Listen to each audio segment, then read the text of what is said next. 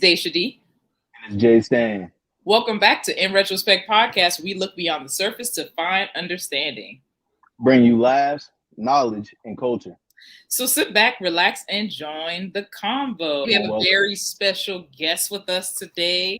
What's up, everybody? My name is DJ Scrib. Some people know me as Mr. Vickers, but I transitioned from a teacher to now a full-time DJ. So yeah. All right, Justin, you had something? Well, yes, our guest is being extremely modest. He has his hands in a lot of pots, but it's completely fine. We'll get to it as the show goes on.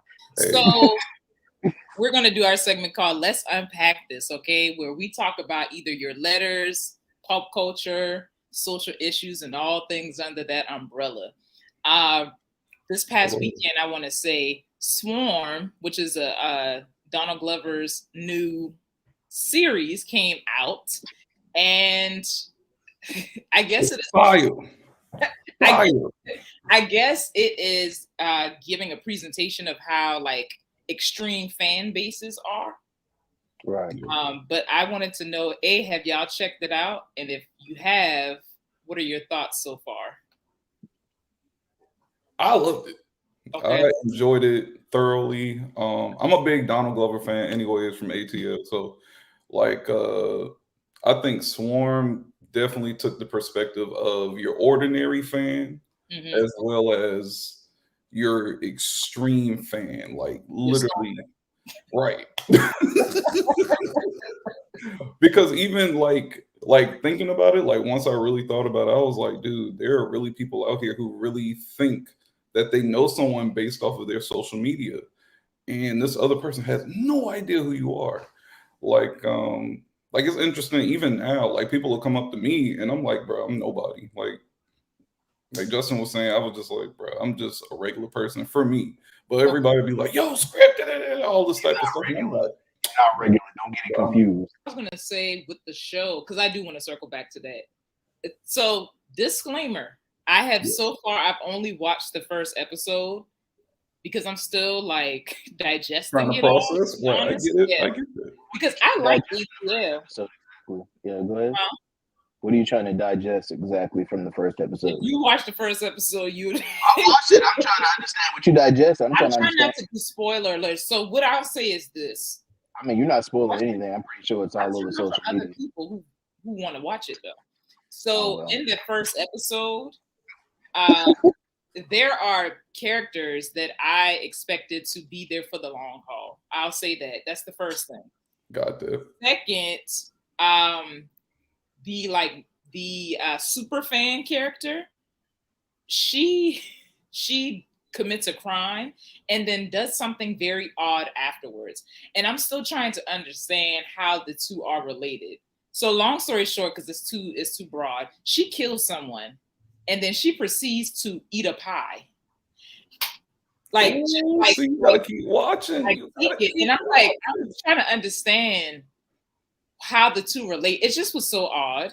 And so I'm trying to debate if I even want to finish watching it.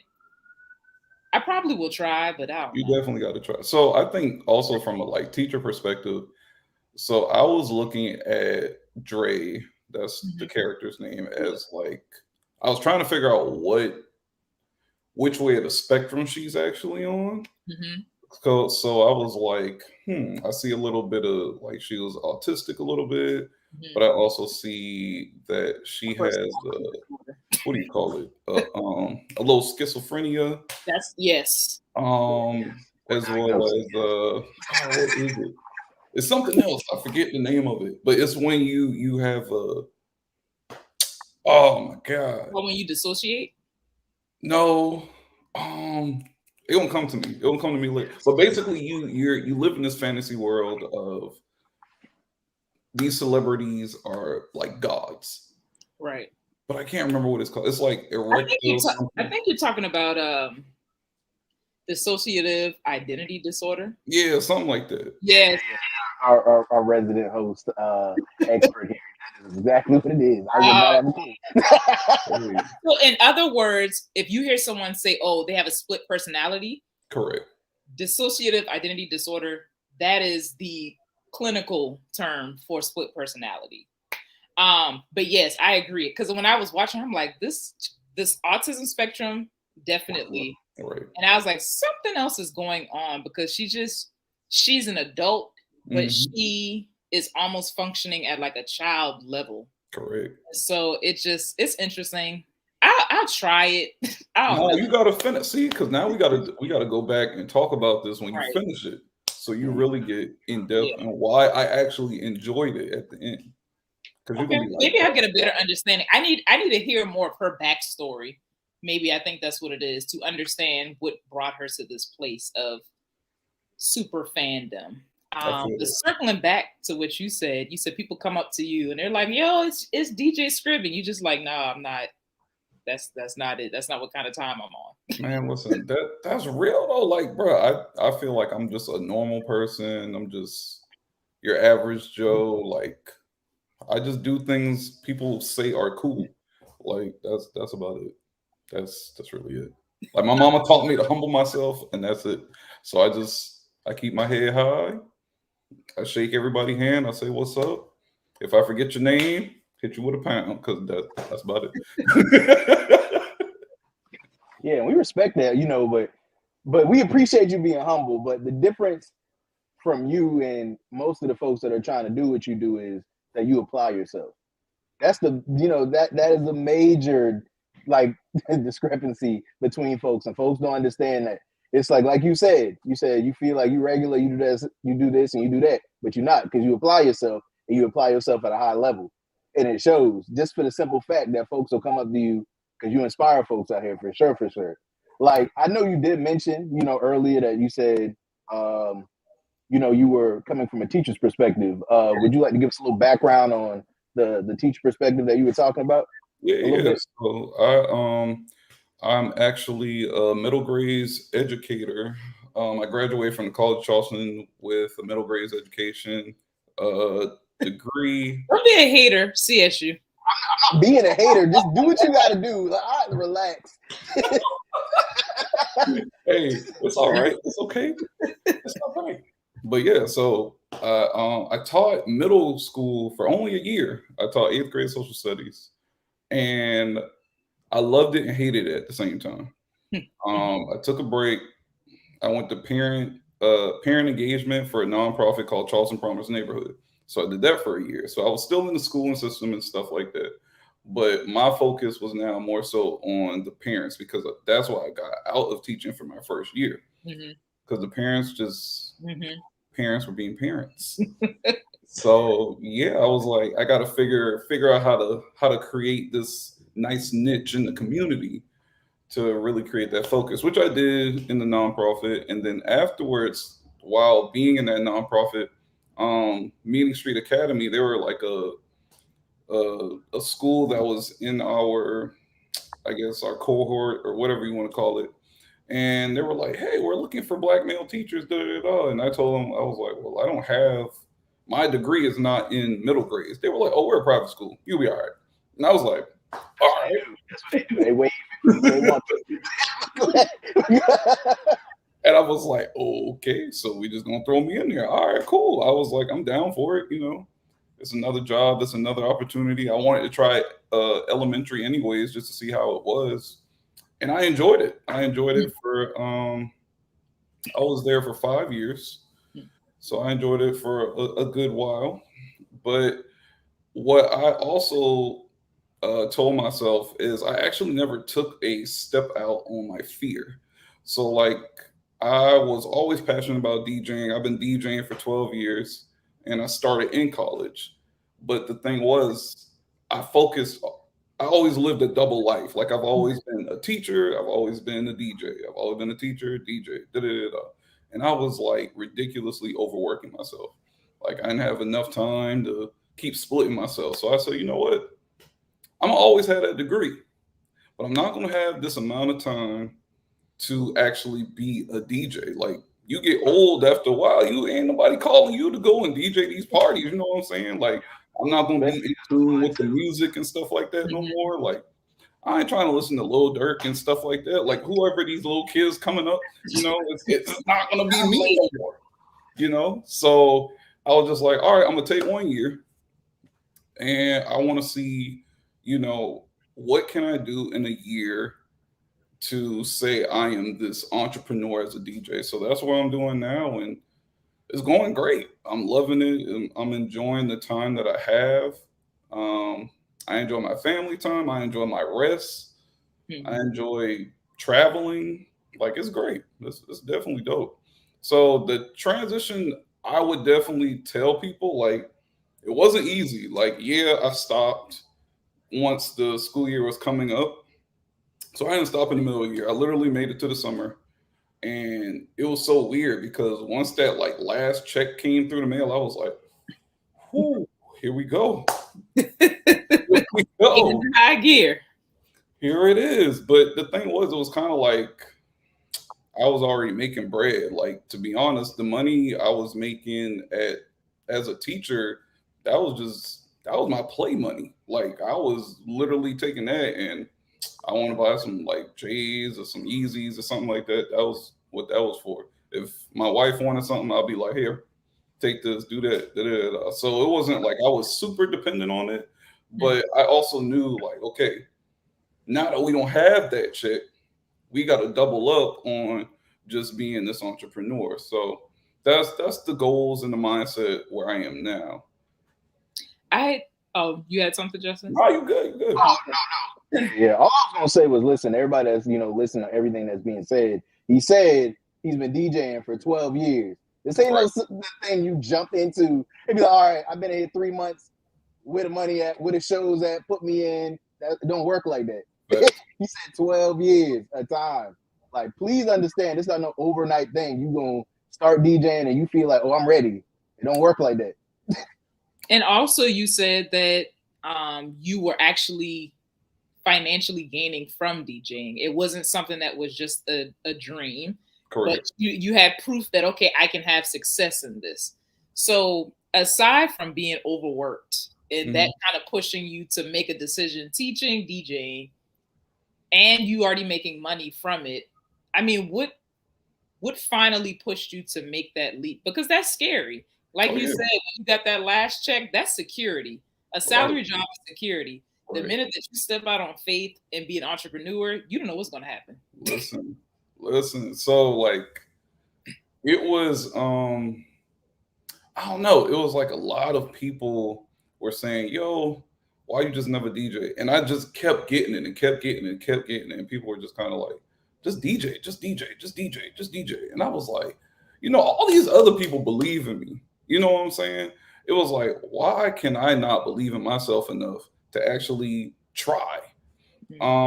Because a lot of the times I tell people all the time, I was like, the number one thing that stops a whole lot of people is just fear alone.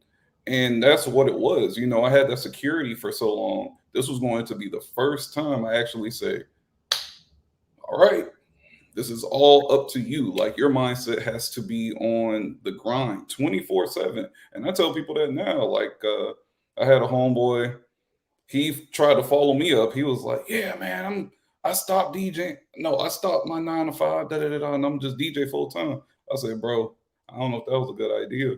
Like, I said, financially for me, it's cool. I could do that. But I said, man, you just getting started. Like, it's only been like, I think it was only a year. And what he doing now, he back to his 9 to 5, because it's a lot. Like, people don't understand. If you don't have the consistency of gigs over and over and over, like literally Thursday through Sunday, I'm working. But my Monday through Wednesday, that's the time I actually take out for myself. Like, I give myself a day to just relax. I give myself a day for content. I give myself a day for like emails. So some people be like, bro, you don't email me back. I got a day for that. Just wait on it. Because like, I like that though. It's like, you gotta have a plan though. Like you said, like you gave yourself saying like, I'm gonna do this for a year, see how it works. And what I will say is, like, a lot of folks think they can just jump into it, but I like how you strategically said, like, I'm gonna give myself a year, I'm gonna see what it does. And like you just mentioned just now, you have certain days designated for certain things. Like, if you don't do that, then it's like you jumping into something and you have no idea where you're going, what you're doing, and that's just not good. Although, like with entrepreneurship, we all know that you're gonna fall, you're gonna stumble, but the main thing is to get back up and stick to your plan.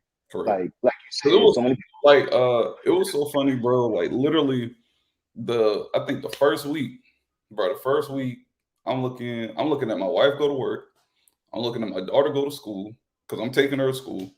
And I got to the house and I was just kind of like, well, what do I do? You know, it was just kind of like, I literally don't know what to do right now. What should I start? Or like my head was in a whole lot of places. It was like, I could do this, and this. And that whole day went by and it was like, oh, I got to go pick Journey up. And I didn't do nothing. You know what I'm saying? So it was kind of like, I have to really figure out this entrepreneurship thing. You have to have discipline. Yeah. Because you don't have somebody checking over you. Did you make this due date? No. You have to be your own supervisor. Exactly. Like I literally have to tell myself, all right, this is due this day. This is due this day. Okay, you need to be with your audience this day. You need to make these mashup videos. Like, bro, oh my God, it's a whole process that people don't even see. Like people don't even understand. Man, like, listen, that consistency is everything. I'm telling you. Like a lot of folks see, for instance, the show that right here that we got in retrospect show, and they're thinking like, oh, like all they do is show up and do this, that, and the third. What they don't know behind the scenes, we having tons of meetings. We got a marketing guy, and we are constantly talking about ways to make everything better. Like and you gotta understand that is not easy. Like you said moments ago, everybody always sees the finished product. Nobody knows what's going into everything. Right. And I want to add, because I agree with everything Justin just said, I want to add though, we actually enjoy this.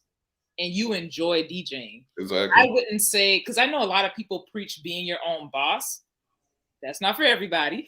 But also, if you're going to choose to do that, yes, you want to make money, but please let it be something that you actually have a passion for and not just a get rich quick scheme. Correct. I just wanted to throw that in there.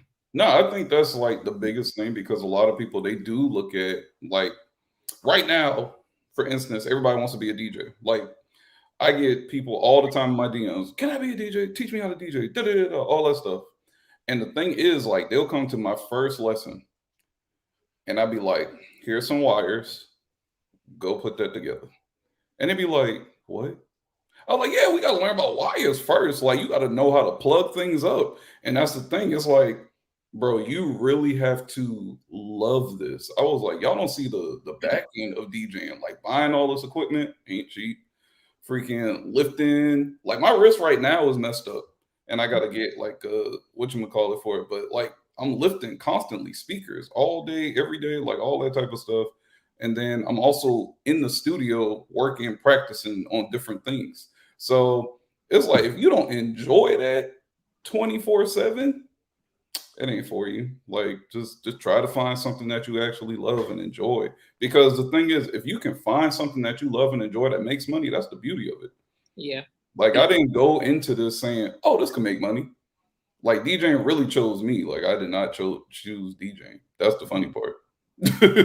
How did your wife take it when you were like, yeah, I'm going to stop teaching full time? And she honestly supported it. Like, okay.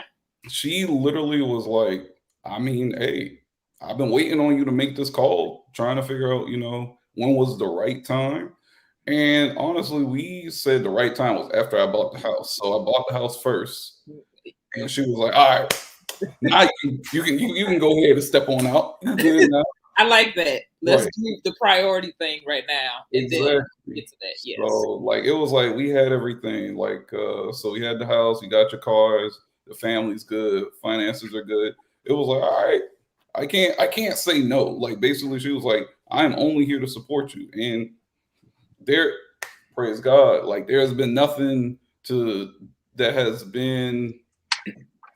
gone wrong. Like everything's just been a smooth sailing ride. There's been no downtime. Like I think I had one time where I like took off for a while and I didn't have any gigs, and that was really weird. It was like, dang, I didn't make no money this week. That was weird because I'm used to making a certain amount every single week. So not making anything one week, it definitely, you'll see it in your finance and be like, hold up now. Right. I want to get some clarity too. I know he did mention like he said that He wanted to make sure he had the house secured, and then he's gonna make that big transition. For the folks out there that do not realize, we did have a episode on home buying, home purchasing, and whatnot. These folks do look at your occupation when you are trying to get a home. So just for some background, so you folks understand what he is trying to say. He was teaching, got the house, occupation teacher, this, that, and the third, secure that, did however many months he needed to put in for that, and then transitioned to chasing his dream. Well, it was not even chasing because he was already living it, but living the dream, really. So yeah, full time. That's really what occurred. And I was curious, I know you did mention this moments ago as far as like lifting, possibly needing a wrist brace of sorts or something, hold everything in place. What are some stereotypes that you dislike about DJs? Stereotypes. All DJs are not whores.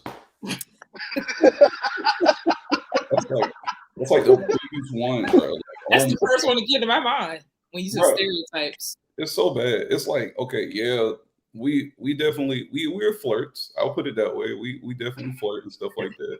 Like, I've definitely had to talk to my wife and been like, all right, I said some crazy stuff on the mic tonight, but excuse me. that was a character. Like, there's a persona. Like, you go back home with James, then there's Scrib. Like, it's just two different people. I try to keep them boys split, but like you in a married situation, like the DJ life is totally different. Like, I always have to be on my toes because people will try to take advantage of you easy. Like, women out here be scheming and plotting, like, real bad. Really? Real bad. Oh yeah, because everybody likes to dance in the area of the DJ, walk up and do all this whole time the DJ working. This is like, look, all right now. I figured they probably buy drinks and things like that. Right, and that's a whole nother thing. Like, I'm trying to get on this self kick, and like, bro, you doing a great job. Oh my God, can I get a shot? You want a shot? You want a shot? I'd be like, are you trying to like ruin my job? Like, bro, I'm not gonna be able to function. You keep giving me these shots, and that's why, like, a lot of the times you'll see us just passing shots out. We'll be like, hey, give that to old girl. We don't care because so many people keep giving it to us. What's another stereotype? Oh, that we always got money. Oh my God. Like, bro, the club life. I'll tell y'all this right now. This is the secret of the club life. Club DJs don't make crap. Like, that is like the smallest gig you can get in the industry. You making maybe, you a beginner DJ, you might be making 150 for a full night. Might be. Oh no. You're just getting started. That's exactly like he said. 12 years in the game, bro. Names out there, has connections, and folks think they about to just start DJing overnight. 4 to 6 months. I'm ready. It don't work like that. So do you try to stick with like weddings and bigger events? Yeah, bro. Like, I like the club. So put it this way: like, when you start out as a DJ, a lot of DJs will tell you, I want to be in the clubs and stuff like that because it seems like, oh, it's a whole lot of people, it's a whole lot of environment. You like a big crowd to basically represent you. But the thing is, you ain't making no bread that big club making. That club pulling in, $20,000, and you going out $150 to maybe $400, maybe $400. And that's even me right now as a 12-year DJ. Like, no DJ, I'll put that on anything. No DJ in Charleston, any area, is making, they're not even making $1,000 in a club setting. Not even. Like, it's not possible because of the way that clubs have already set up this standard for themselves and what is important. Now, you go to a corporate or a wedding gig. Man, I mean, I'm making, let's see, weddings automatic for me is like my minimum is 1,000 minimum. And then it goes up depending on what else I have to add on there. So like if I need more speakers, that's maybe $500. Uplighting, that's another 1,000. You want them fog machines and all that type of crap. Like, the more things I got to add on, I can get up to $6,000 with just a wedding. And then, but though, the thing about corporate events, I love with a pet. When I say love, bro, Give me 2 hours with a corporate event. I can make 2 bands. 2 hours. And bring nothing. They'd be like, bring your laptop. That's it. Bring your laptop. That's all you need. They'd be like, what do you need? Well, I need the PA system. I need these type of turntables. I need to make sure like you got my hotel ready for me. I need a car. Like they'll check off all the boxes. And it'd be like, price. You give them a price, they'd be like, okay. Boom. The whole time you thinking, dang, I should have asked for more. Bro, oh God, I swear to God, bro. I swear to God. Like it's so beautiful. But like to get to that tier though, it took some time. Now I will say that. Like it definitely it's not, that's definitely not overnight. Like corporate, that means your networking is crazy. Like to even get into those levels, I had to, I guess, one up on other DJs. It was just kind of like other DJs were like, you know what? I like how you work. I'm gonna put you on with this person and see, you know, they said they want this type of vibe. I think you can do. And a lot of DJs do that. Like we are a community. We help out each other and stuff like that. Like I've put other people in different positions, especially when I couldn't do something. Or like I just say, you know what, I find this person to be a better fit for you here. So it's kind of like you trust and believe in the next person just to kind of see what they're doing. Like right now, how I'm into these corporate gigs is because of my 2 mentors, which is Earl Newell, who goes by DJ 45, and Natty Heavy. So these 2 people here in Charleston. Shout out to them. Like Natty retired from the club, right? And it was so funny because I was like, all right, my time to shine. Because Natty was like knocking everything, bro, knocking everything. And it was so funny because we talk about this all the time. Like Natty's like, all right, I don't know none of this new stuff no more. Like Natty damn near 50. So he just be like, bro, this is what I know. When they need all that newer stuff, he would call me and be like, hey, what's hot on TikTok? What's the little sound? You know, what going on? Type of stuff like that. And I'd be like, I got you, Nat. I'll send him a little pack or whatever.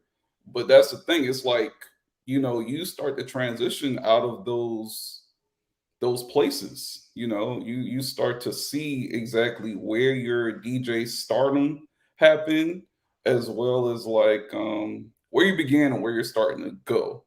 So looking at myself now, I think it's so funny because I'd be like, bro, I'm like right in the middle. Like I'm still like, okay, like, you know, I can DJ pretty much any and everything, but I do know exactly what I want to DJ, you know? Mm-hmm. What is your performance style like, and what do you specialize in specifically then? So I call myself an open format DJ. A lot of people say that, but that just basically means that I can pretty much DJ anything. Like I tell people, I said, bro, anything. Remember that. Everybody listening, anything. No, like that. Like anything. Like, for real. Like somebody saying, you know, like what would happen if somebody stole your equipment? I said, I would not care. You can steal my equipment, but you cannot steal my laptop. Like the thing about my laptop, you know how Beyonce used to carry her laptop around when the new album was on it? Mm-hmm. That's my laptop. Like, bro, it's so much music on here from the past to now to like different edits that I created myself that if I lose that, bro, I don't know what I'm gonna do. I have no idea. He'll come back like Future, man, when he dropped all the new music, dog. Man, lost the hard time, come back crazy. It's gonna be crazy. Like, I definitely don't want that to happen. I don't want that. That's why I have multiple computers now, just in case that actually does happen. Because like one of my homeboys, his stuff got stolen when he was on tour. Like everything got stolen. So he was like, bro, I was just glad I had my double in the hotel room. And I was like, bro, that's so crazy. So, but yeah, I'm an open format DJ. I can literally play anything and everything. I do every type of event you can think of. Yeah, like so if you play everything, is there no type of event that you would be like, absolutely not, I'm not doing it? So for me, I love challenges. So like Like somebody just came to me the other day with the Ethiopian wedding. And I said, hell yeah, give me that. Like I like challenges. I love to basically do a lot of research anyways, especially on different cultures and stuff like this. Like I've done every type of wedding you could think of. Like I've done bar mitzvahs, sweet 16s, quinceañeras. I've done all of the LGBTQ weddings. I've done corporate events that were solely for Spanish speaking people. Man, when I tell you, like, bro, everything and anything, like, you know what? The funniest gig I had was like this country gig. And I pulled up, when I tell you, it was nothing but white people, just straight white people. And they looked at me and said, "This is gonna be interesting." Right. It was already like, and I told my wife, I said, "Man, I feel like I'm gonna get out right now." And she was like, "Hey, you already got paid for that gig. Do what you got to do. Impress them." And I was like, "All right." But that's the thing. Like when I have a gig aligned, especially if it's something that's not common for me to do, like for at least a month, I'm just researching. And I'm researching and researching and researching. So I'm getting like crates together. So crates, you know how they used to have crates back in the day? So on computers, they have actual little crates that you can make. So I'll make a crate. And for that one specifically, it was like country music. But then I had smaller crates that had like the years. I had like, all right, these are like soul hits, like straight hits, you know, and then I'll even do hours. So it'll be like, all right, beginning country set, middle country set, the end type stuff like that, just to have an organization to the whole process of everything. Because that's so I can keep getting hired. Like I make more money from each gig because guess what people are doing? They're listening to how I am. They're listening to my transition. And what's going to happen? Some people are going to come up, "Hey, do you have a business card?" "Oh, sure do." Boom. And that's another gig right there. You know what I'm saying? Like that's how you keep being consistent, because guess what? That one time you messed up, your name is a mess. You're like, it's just done. It's like, who was that DJ that event? "Oh, that was Scrib. Yeah, we're not gonna hire him again. He messed that royally up." And that's the thing, that word get passed around. So I tell people all the time, I'm like, bro, if you don't have a 10 out of 10 when it comes to I call it the Scrib experience, bro, please tell me. Like I will run it back for you, but I've never had that. Praise God. Like all my events are always. Don't get no ideas now. Like don't be thinking you're just gonna be saying anything and he gonna run it back. It don't work like that. That's bad business. Don't try that. Run it back. Like, bro, it's fun, man. Like it was just cool to actually like experiment different things. And like I said, it's all challenging. Like when I tell you, if you press shuffle on my computer, you're gonna be like, it'll go from Coco Melon to like some Spanish music to literally the hardest of rap to like hardcore metal. Like I listen to everything and anything, man. But yeah. Okay. How long does that process usually take for you though? I know you said going through those crates on your computer, you know, shuffling, creating mixes. It just depends sometimes. Like for instance, so like I have an app right now that I use for a lot of my weddings. Well, I can use them for anything, but specifically weddings. And what it does is basically it allows the host. So for instance, say y'all two are getting married. Just say that. And I'm gonna send you both this app. I'll create it. Well, I didn't create it. This guy named Mike created it. And what it does is literally right, shouts out to Mike. Like it literally saves the DJ's time because y'all want so many different songs. So everybody puts all the songs that they want, right? All I got to do is click on the song, make sure I got it in my Serato. I save it. It becomes a compressed file, and I drag that compressed file into my Serato. Now I got all the songs right there. That sounds so tedious on the couple. I feel like it would be easier to just say, "Hey, we want an R&B neo soul hip hop vibe." Yeah, but you gotta understand, you deal with certain very particular people. Like, go ahead, he'll explain it. People are very picky. Like, I need this, God, and then they'll switch it up. Like, say somebody do something crazy, like say 2 or 3 days out from the event, you like, hold up, like you legit gotta give people. He gonna explain it a little bit because I got family that DJ, and man, listen, dog.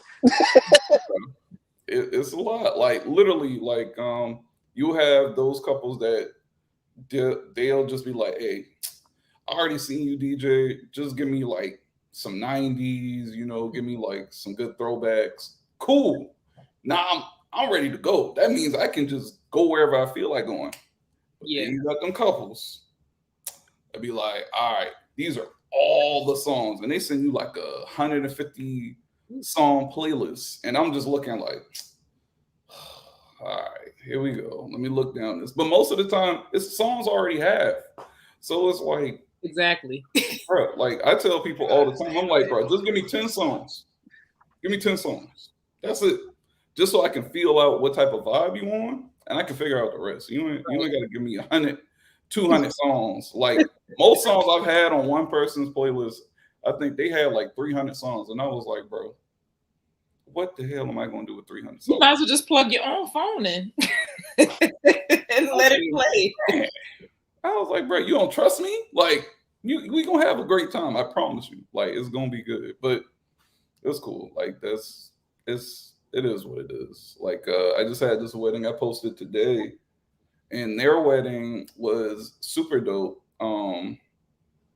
But what they did, they gave me like, I think they gave me maybe 20 songs.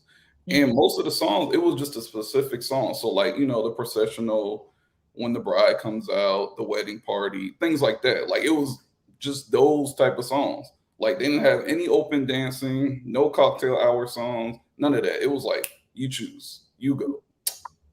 Man, that's the best thing, because the thing about me, I'm a crowd pleaser. So I'm gonna look at the crowd, and their crowd was a mix of, I want to say, like, it was very a mixed crowd.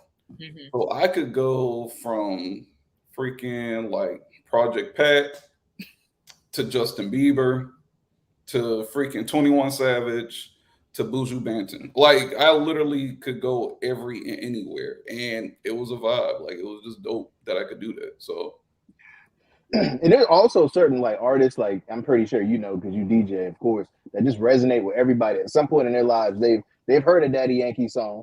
yep. You heard a Sean Paul song. Like it's like you said, all those throwbacks at some point or another, you heard it. I don't know where you was, but you heard it. And like you said, it gives you, you know, you're able to create what you know what they may like with those said songs. That's wild. It gets up to like 200-300. That's wild. Oh yeah, That's right. I think the only thing I would do is say, hey, I don't want to hear this specific artist. Right. I feel like that's the most I would ever do. Oh, you know, speaking of that, that was one of the hardest things. It was one person that put me in a totally different level. Like, this is what changed my entire look on events. So it was the father of my homegirl, Brittany. And he was like, I don't want no slow songs. Like, when them boys come in, and I was like, bro, hold up now. Because, you know, the thing about it is like during the dinner and stuff like that, you got time to just have some chill stuff. Yeah. Nah, he didn't want none of that. Like, literally, if you looked at their list, that don't say, no, don't play, don't play, don't play. He didn't want no line dances, no nothing. Oh, so, wow. like, for me, I was like, oh, you putting me on a different scale of things. And I really had to, like, rewire my mind to set up where it was like, all right, how can I play for 4 hours straight? Fast. No stops. All just up-tempo stuff. I did it, but it was the most challenging time. And I don't think he understood that was so challenging for a DJ to do, where it's like we have buffer times when there, you know, are certain times in an event. Like, if people are literally eating, I'm about to play like nothing crazy. But that's the thing. It was like, all right, I had to be in my R&B bag for real, because I had them people singing during them having dinner. Then like when it was like cocktail hour, you know, mixing and mingling and stuff like that, there were people that really wanted to dance, but they were older people. So I went to my older bag and I got all the old hip hop stuff out.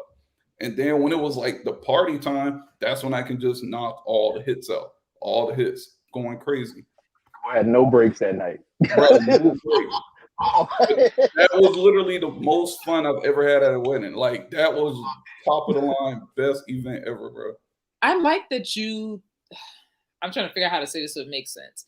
I like that you are explaining the different elements of being a DJ other than pressing play and listening to music. Because a lot of what you're saying are transferable skills, right? Like you didn't start off as a DJ. You have to know how to communicate. You have to be observant to see if the crowd likes what you're playing, who's there, what should you play. You have to do research. Right. So I just, for those who are listening, who want to DJ specifically or just anything, you have to put in work. It can't just be the fun part. Unfortunately, it has to be all that goes into it so that you perfect your craft. For sure. And you gotta watch other people too. Like a lot of people, because for me, like my whole thing, like, and my wife told me this a long time. She was like, "What makes you different than other DJs?" And like for the longest, I couldn't actually say that. I was like, "Damn, I kind of do sound like, you know, everybody else." Like it wasn't anything specific that I could pinpoint and say, "Oh, this is what Scrib's going to do." But now, like for me, nobody can touch my transitions alone. Like it doesn't matter what song it is, I can transition in and out of songs beautifully. Like you just be thinking like, I didn't even know them two songs go together. You know what I'm saying? Yeah. Or like my mashups alone, like people haven't touched my mashups at all. Like people still be like, "Bro, where your head be at? Like, how did you even make this up? Like, why? Why was this a thing?" Like, but I also am inspired by these other DJs that some people don't know, but like, it's a guy named Miles Medina from California. He does all these crazy mashups, and he's like a turntablist as well. And then, of course, Jazzy Jeff, who's one of the greats that people really don't know that he was a top tier DJ.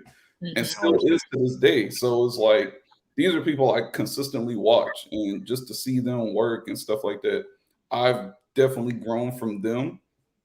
And even this white guy named Trace is a cat out of DC. And when I tell you, if you just watch one of his videos, you're going to be like, what? Like he does this thing called tone play. And what tone play is when you have a DJ mixer in front of you, and you know those buttons, like those buttons with all the lights on it. Yeah. Some DJs can actually cue them up and start making melodic sounds with them. So the first melodic sound that he ever did, which I thought was super interesting, was he did a transition from "I'm Different" to what was it? "Shimmy Shimmy Ya." So he took the piano, like I do it now. Like people think it's mine. I'll be like, "Bro, this is not my creation. Like I did not do this." But it's literally so you know the little dun dun dun dun dun dun from "I'm Different." Yeah. So the "Shimmy Ya" basically uses the same piano keys. And what he does is like dun dun dun dun dun dun dun dun dun dun, and he'll just transition it back and forth, and it's crazy. So yeah. I don't know why that took me back to the scene from Juice for some reason. But that's the movie that inspired everything. How do you not? That's the movie that inspired everything. Appreciate you coming on. Yeah, of course, no doubt. This was fun. I loved it. I was gonna say we'll put your information in the description box. So if you have any events coming up that you would like him to DJ, he may take it on. I don't know, but we'll put it. Are you dropping a new mix this Friday as well, or is it next Friday? Yeah. I've been trying to keep consistent. So like Thursday and Fridays, you can always basically catch a little mix or something. Well, that's cool. Like whenever you do drop the mix this week, you can send it to us, and we'll post it on our page too. Okay. That way, so we can lead up to everything going on. So yeah. So whenever you do, if you do it this week or not, it's whatever. But we'll still post one of the mixes, and then we'll tag you in it. That way we can get the ball rolling with that. Yeah. See, I was supposed to drop one in Texas too, but like, man, I ain't had no time to even make it. I saw that. You had a lot going on. The gigs didn't stop. You was in steady motion. Bro. All right. Thank you, DJ Scrib, for joining us. I have been Dashia D. And I've been JStan. Join us every other Friday at noon. And always remember to like, comment, and subscribe.